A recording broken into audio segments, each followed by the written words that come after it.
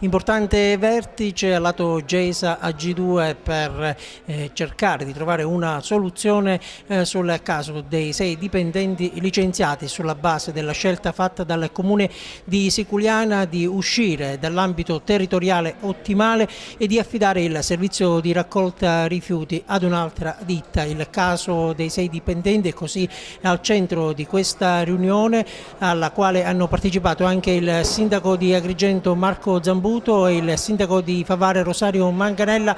Alla fine la fumata bianca, i 6 potranno tornare al lavoro. Allora ascoltiamo queste interviste. Alcuni di questi lavoratori saranno assegnati al Comune di Agrigento. Potenzieremo il servizio, d'altronde è un territorio estremamente esteso in cui i lavoratori li abbiamo utilizzati, li utilizziamo oltre che per la raccolta anche per il decespugliamento, tenuto conto di una vastità del territorio. E quindi li utilizzeremo.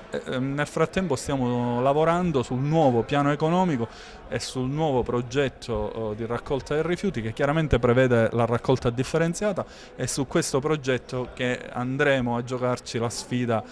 Sindaco, alla fine è prevalso il buonsenso, un amministratore come padre di famiglia. Sì, sono felice, siamo tutti felici, i suoi compagni di lavoro, noi tutti amministratori, perché anche la ditta, per la verità, perché abbiamo chiuso una vicenda che poteva davvero esplodere. Licenziare in questo periodo di grande difficoltà è ancora più grave rispetto ad altri tempi. Avere superato questa difficoltà, l'avere riassunto i lavoratori di nuovo in servizio è un successo davvero importantissimo, perché dà la sicurezza intanto a 6 famiglie di poter continuare a campare in maniera dignitosa. Obiettivo raggiunto, i 6 dipendenti potranno tornare al lavoro. Non avevamo dubbi, devono tornare a lavorare perché non esiste nessuna condizione per poterli licenziare.